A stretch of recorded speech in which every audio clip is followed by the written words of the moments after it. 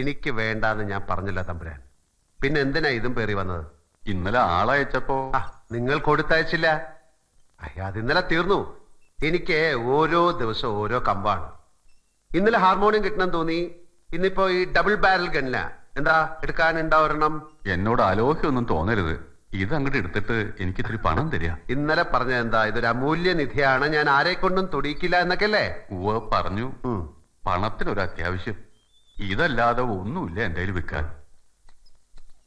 എന്താ ഇതിൽ സൗണ്ട് ഒന്നും ഇല്ലേ? അത് ഇങ്ങനെ ആക്കണം. എന്നാ ആക്കൂ.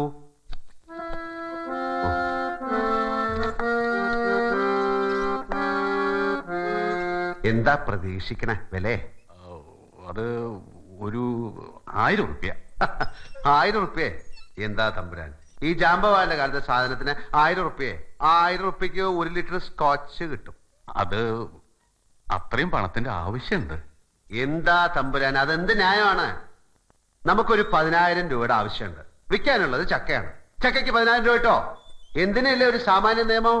ഒരു 750 രൂപ. എന്താ? അത് തികയില്ല. കൊണ്ടുവയ്ക്കുള്ളൂ, എനിക്ക് വേണ്ട. ഒരു സഹായമായിട്ട് കരുതി. അവനവന് നഷ്ടം വരുന്ന സഹായങ്ങൾ ഞാൻ ആർക്കും ചെയ്യില്ല. സ്വർണം വല്ലതുണ്ടെങ്കിൽ കൊണ്ടുവരൂ. വിലയായിട്ടോ പണയമായിട്ടോ പറഞ്ഞ പണം ഞാൻ തരാം.